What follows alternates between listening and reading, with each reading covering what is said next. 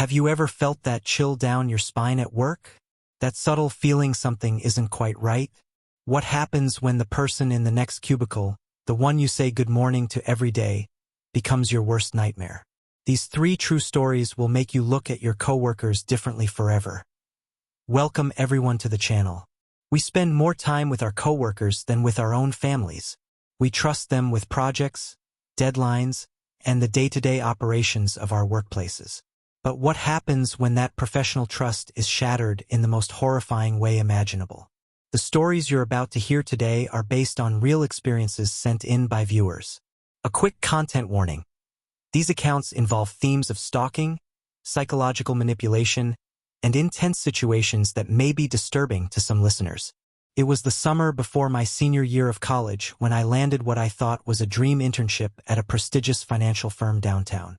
The office was everything you'd imagine: sleek glass walls, expensive furniture, and that distinct smell of ambition and freshly brewed coffee. I was one of 8 interns, all competing for a single full-time position after graduation. The first 2 weeks were normal enough.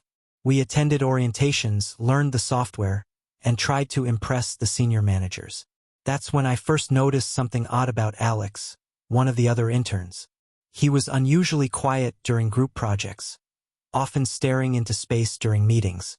At first, I thought he was just shy or overwhelmed. Then the strange behaviors began. I'd be working at my computer and suddenly feel someone watching me. I'd turn around to find Alex standing unnervingly close, just staring without speaking. When I'd ask if he needed something, he'd simply smile this strange, tight-lipped smile and walk away without a word. The incidents escalated rapidly. I started finding handwritten notes on my desk with bizarre messages like, "The walls have ears," or "They're watching you too." When I asked other interns if they'd received similar notes, they looked at me like I was crazy. Alex was only targeting me. One evening, I was working late to finish a project deadline. Around 8 p.m., I realized I was alone in our department, or so I thought. As I packed my bag, I heard faint footsteps approaching. Alex emerged from the darkened break room, holding 2 cups of coffee. "I thought you might need this," he said, extending one toward me. His hands were shaking so badly coffee sloshed over the rim. I politely declined, saying I needed to head home. His smile vanished instantly. "You should be more careful walking to your car alone at night," he said, his voice flat.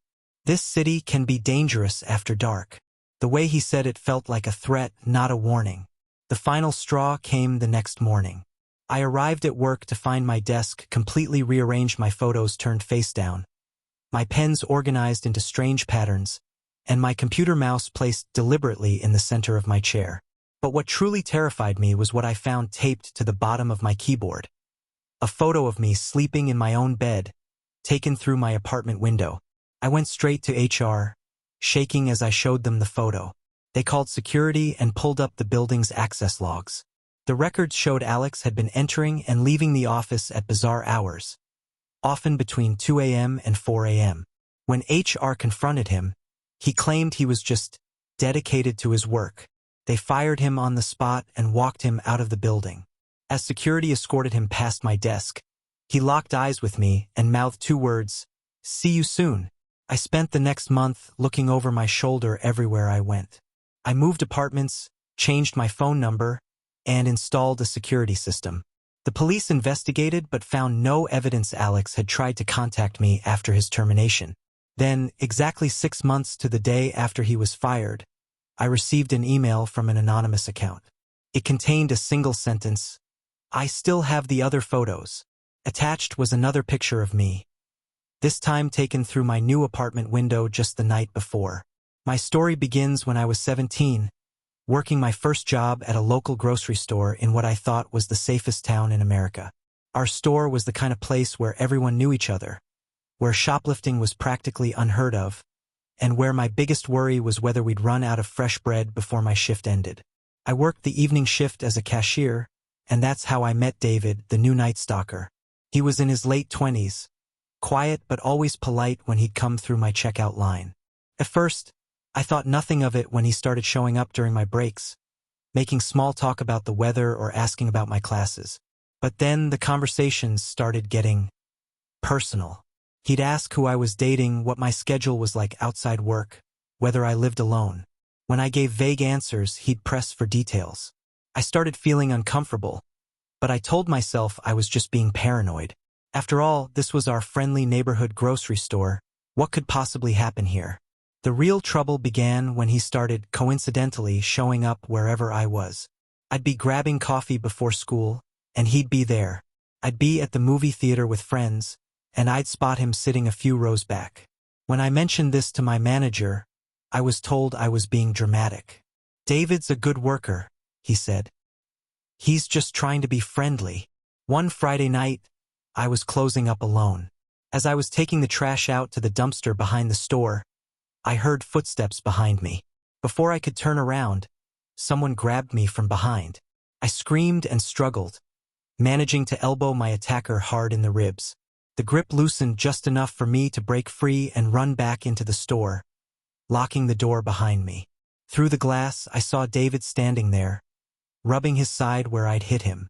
He didn't look angry. He was smiling, this calm, serene smile that was more terrifying than any look of rage could ever be.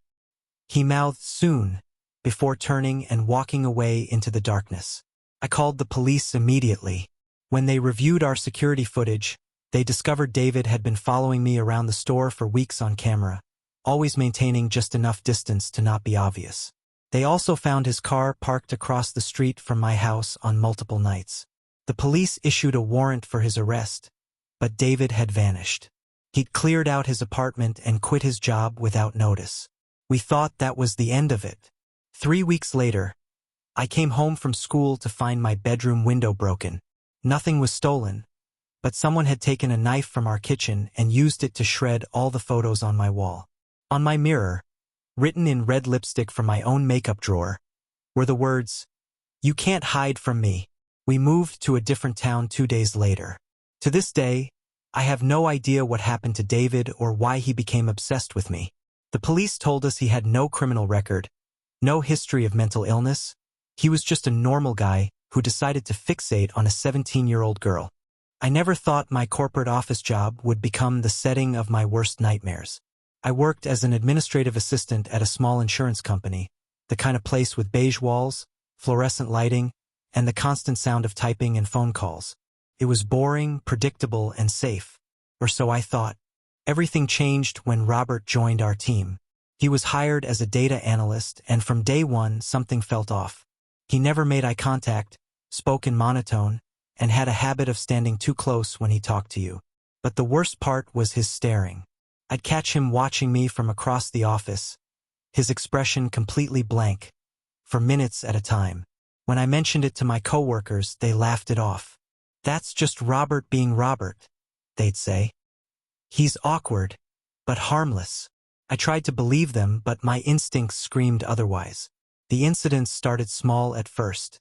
I'd return from lunch to find my chair adjusted to exactly his height. My computer mouse would be moved to the left side. I'm right-handed. Pens would go missing from my desk, only to reappear days later arranged in strange patterns. Then came the emails.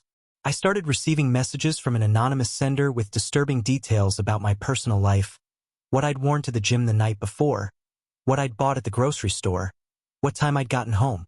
The IT department traced the emails to a public library computer downtown, but couldn't identify the sender. One evening, I was working late to finish a report. Around 7 p.m., I realized I was alone in the office, or so I thought. As I gathered my things to leave, I heard a soft clicking sound coming from the server room down the hall. The door was slightly ajar, and through the crack I saw Robert hunched over one of the computers, typing furiously. What I saw on the screen made my blood run cold. It was a live feed from my own webcam, showing me standing there in the hallway. He'd hacked into my computer and had been watching me the entire time. I backed away slowly, but must have made a noise because his head snapped up. Our eyes met through the crack in the door. Instead of looking surprised or guilty, he smiled, this wide, unnerving smile that didn't reach his cold eyes. "I was wondering when you'd find me," he said calmly, standing up and moving toward the door. I didn't wait to hear more. I turned and ran. my heart pounding so hard I thought it would burst from my chest. I could hear his footsteps behind me as I sprinted toward the emergency exit. I hit the stairwell door at full speed, not stopping until I reached the parking garage and my car. As I fumbled with my keys, I heard his voice echo through the concrete structure. "You can't run forever, Sarah. I'll always find you." I never went back to that office. I called the police from a gas station, and they accompanied me to collect my belongings the next day. Robert had been fired immediately after my report, but the damage was done. The investigation revealed he had been systematically gathering information on multiple female employees for months. He had folders filled with photos, schedules, and personal details about our lives. The police found his apartment empty except for a single chair facing a wall covered in my photos, connected by strings in some bizarre pattern only he understood. He was never found. The company offered to transfer me to another office, but I declined. No job was worth that level of terror. To this day, I still startle at sudden noises and find myself checking over my shoulder in parking lots. The psychological scars from those months of being watched, of having my privacy violated so completely, may never fully heal. These three stories share a common, terrifying thread: the violation of what should be safe spaces by people we're forced to interact with daily. Workplaces, schools, and neighborhoods should be environments where we feel secure, but as these accounts show, sometimes the greatest threats come from those closest to us. If you take anything away from these stories, let it be this: trust your instincts. If someone's behavior makes you uncomfortable, don't dismiss it as paranoia. Your safety is more important than being polite. Document everything, report concerns to authorities, and never underestimate the potential danger of someone who becomes fixated on you. If you have your own story you'd like to share, we encourage you to do so in the comments below. There's strength in sharing our experiences and supporting each other. If you found these stories compelling, please like this video and subscribe to the channel for more real-life horror stories. Thank you for watching, and please stay safe out there.